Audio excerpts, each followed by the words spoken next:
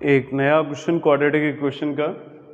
A 2 digit number is such that the product of its digit is 18 when 63 is subtracted from the number, the digits interchange their places, find the number। तो एक 2 digit number हमें find करना है, तो late units digit, तो unit digit को मैंने suppose कर लिया x होगा। अभी सिलेबस में क्वाड्रेटिक इक्वेशन है टर्म 2 के लिए, तो क्वाड्रेटिक इक्वेशन में सिंगल वेरिएबल होता है, तो टेंस डिजिट को सपोज कर लिया, ठीक है। यूनिट डिजिट को x सपोज किया और बोला है प्रोडक्ट ऑफ डिजिट का 18 है, तो एक x है तो सेकंड कितना होगा 18/x हो जाएगा, क्योंकि दोनों का नंबर का मल्टीप्लाई करके देख लो, हमें वापस फिर से कितना मिलेगा 18 मिलेगा।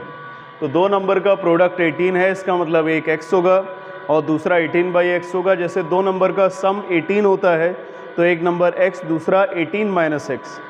तो अगर दो नंबर का प्रोडक्ट है तो फ्रैक्शन में आएगा, प्लस में है तो माइनस में आएगा, दो नंबर का डिफरेंस है तो प्लस में आ जाएगा। तो इस तरह से ऑपोजिट लिया जाता है। अब नंबर क्या बनेगा, टेंस डिजिट में 10 का मल्टीप्लाई किया जाता है और यूनिट डिजिट को ऐड कर दिया जाता है। जैसे नंबर को ही लिखा है 63, तो कैसे बना होगा, टेंस डिजिट में 10 का मल्टीप्लाई और यूनिट को ऐड कर दिया होगा। जैसे 75 बना होगा, कैसे होगा, टेंस डिजिट में 10 का मल्टीप्लाई और यूनिट को ऐड कर दिया होगा।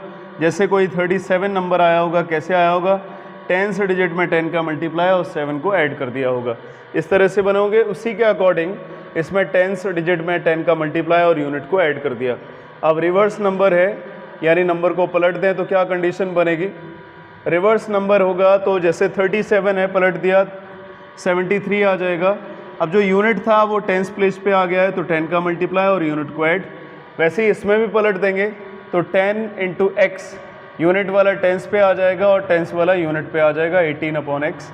ये नंबर मिल गया। अब अकॉर्डिंग टू क्वेश्चन देख लेते हैं क्वेश्चन में क्या बोला है।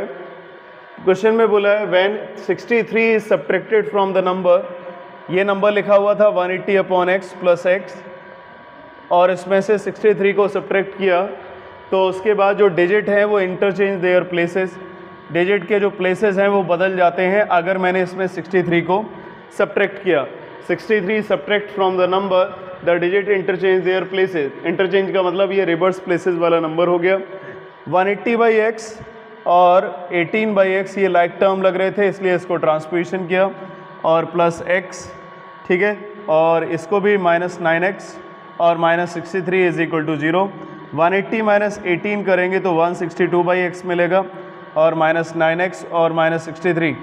देखो ये भी 63 का मल्टीपल है, ये भी 9 का मल्टीपल है, ये भी 9 का मल्टीपल है। 9 × 1 = 9, अब बचेगा 7, 9 × 8 = 72/x, 9 × 1 = 9 और 9 × 7 = 63। पूरे को डिवाइड कर दिया 9 से। अब एलसीएम ले लेते हैं पूरे का, तो आएगा 18 - x² - 7x और अपॉन में x आएगा, वो 0 में चला जाएगा।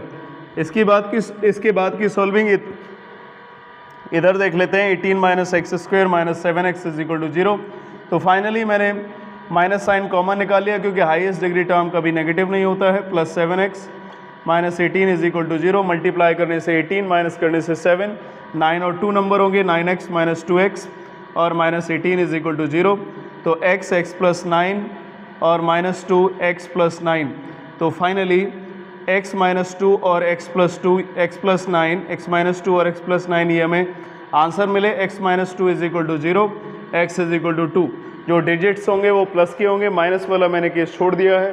तो हमें फाइनली जो नंबर है वो नंबर मिल जाएगा 180/x + x, यानी 180/2 और प्लस x, यानी 2, तो 90 + 2, यानी नंबर हो गया मेरा 92।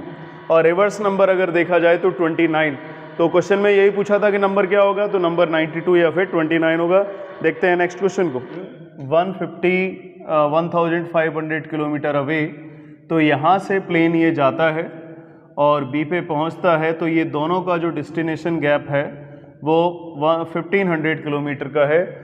लेकिन जब वो लेट हो जाता है 30 मिनट में, 30 मिनट लेट स्टार्ट होता है तो वो अपनी स्पीड को बढ़ा देता है और स्पीड बढ़ा के 250 किलोमीटर पर आवर कर देता है। तो पूछा है कि यूजुअल स्पीड क्या होगी, तो लेट यूजुअल स्पीड का मतलब है जब वो अपनी नॉर्मल स्पीड से जा रहा था, तो सपोज कर लिया x किलोमीटर पर आवर, ये यूजुअल स्पीड होगी जब उसने अपनी स्पीड को बढ़ाया नहीं होगा। लेकिन जब वो लेट हो गया 30 मिनट तो उसने अपनी स्पीड को बढ़ा दिया और जो डिस्टेंस थी 1500 किलोमीटर उसको कवर किया। अब देखते हैं अकॉर्डिंग टू क्वेश्चन में बोला क्या है। टाइम का डिफरेंस आता है तो time is equal to distance upon speed. किसी ना किसी के लिए कंडीशन इसमें बनानी पड़ती है, चाहे डिस्टेंस के लिए, चाहे टाइम के लिए, चाहे स्पीड के लिए। लेकिन टाइम का इसमें डिफरेंस आ रहा है। टाइम का डिफरेंस आ रहा है जब वो अपनी यूजुअल स्पीड से जाता है, ठीक है, तो एक अलग टाइम आएगा। और दूसरा केस है अगर वो अपनी स्पीड को बढ़ा देता है तो दूसरा टाइम आएगा। यही टाइम का गैप 30 मिनट का है। तो पहले मैं यूजुअल वाला केस लेता हूँ। यूजुअल वाले में ए से बी तक जाएगा तो डिस्टेंस कितनी कवर करेगा, 1500 किलोमीटर पर आवर, और उसकी स्पीड कितनी होगी, x। ये वो टाइम हमें मिल गया डिस्टेंस अपॉन स्पीड करके जिसमें वो अपनी यूजुअल स्पीड से जाता तो और बी पॉइंट पे पहुंच जाता, तो टाइम जितना लगता वो ये वैल्यू आ जाएगी। अब सेकंड केस है कि उसे डिस्टेंस तो 1500 किलोमीटर कवर करना है, लेकिन उसने अपनी स्पीड को बढ़ा दिया। कितना स्पीड कर दिया, x + 250, है ना। तो डिस्टेंस अपॉन स्पीड। अब सेकंड केस में क्या है, स्पीड ज़्यादा होगी तो टाइम अपने आप ही कम लगेगा। तो इसमें टाइम कम लग रहा है क्योंकि स्पीड बढ़ा दी है। इसमें स्पीड कम है तो इसमें टाइम ज़्यादा लगेगा। दूसरा कॉन्सेप्ट ये है कि इसका डिनोमिनेटर छोटा है तो होल वैल्यू बड़ी आएगी, इसका डिनोमिनेटर बड़ा है तो होल वैल्यू छोटी आएगी। होल वैल्यू अगर छोटी होगी तो इसमें हम हाफ को ऐड कर देंगे क्योंकि सारी वैल्यूज़ किस में है, किलोमीटर और हावर में। तो ये 30 मिनट था तो इस तरफ 30 मिनट कम हो रहा है क्योंकि इसमें स्पीड ज़्यादा है तो टाइम कम लग रहा है, इसमें स्पीड कम है तो टाइम ज़्यादा लग रहा है, इसलिए मैंने +½ इसमें ऐड कर दिया, 30 मिनट इस तरफ ऐड कर दिया इक्वल करने के लिए। तो 1500 upon x minus 1500 upon x + 250 is equal to half. तो 1500 एलसीएम कॉमन आ गया, उसके बाद एलसीएम लेंगे, -1 upon x + 250 is equal to 1/2। Then दोनों का एलसीएम लिया, x + 250 ये कैंसिल होगा, x + 250 minus x is equal to, इसको क्रॉस में ले गए तो 1/3000 आ जाएगा। x से x कैंसिल हो गया, क्रॉस मल्टीप्लाई कर लेते हैं, x² + 250 इंटू x, ये मल्टीप्लाई किया और इसका भी मल्टीप्लाई करते हैं, 1 2 3 और 1 2 3 4 25, 3 जा कितना आएगा, 75। तो ओवरऑल जब सॉल्व करेंगे तो एक स्टेप इधर ही देख लो, x² + 250x माइनस 75 4 टाइम्स 0 आ जाएगा। अब इसके फैक्टर करते हैं कि मल्टीप्लाई करने से 7,50,000 मिले और माइनस करने से 250 मिल जाए। देन x² प्लस इसके फैक्टर करेंगे, मल्टीप्लाई करें तो 7,50,000 आ जाए और माइनस करें तो 250, तो फैक्टर हो जाएंगे 1000 माइनस 750। इसका डिफरेंस लेंगे तो 250 आएगा, मल्टीप्लाई करेंगे तो ये वैल्यू आ जाएगी, मैच कर जाएगी, ठीक है। और इसके बाद इसके हम फैक्टर कर लेते हैं, x² + 1000 और यहाँ पे x लिखा हुआ था और माइनस 750 इंटू x और माइनस 7,50,000 और 3 टाइम्स 0 इज इक्वल टू 0। इसके बाद पेयर बना लिए, x + 1000 और minus 750 x + 1000 is equal to 0। दोनों में से ब्रैकेट कॉमन आ रहा है तो ब्रैकेट को कॉमन निकाल लिया और रिमेनिंग वैल्यू जो बची है उसको लिख दिया, x - 750 इज इक्वल टू 0, तो x is equal to 750 kilometre per hour. तो ये मेरा फाइनल आंसर हुआ। तो इसका मतलब है 750 किलोमीटर पर आवर की स्पीड से जो प्लेन था वो जा रहा था। ये कंडीशन समझ में आ गई होगी। टाइम का दोनों के लिए डिफरेंस था, इसलिए टाइम के रिस्पेक्ट में इक्वेशन बना दी। स्पीड का अगर डिफरेंस होता तो स्पीड के लिए बना देते, डिस्टेंस के लिए होता तो डिस्टेंस के लिए। मुझे लग रहा है ये क्वेश्चन क्लियर होगा। मिलते हैं नेक्स्ट चैप्टर और नेक्स्ट इंपॉर्टेंट क्वेश्चन के साथ।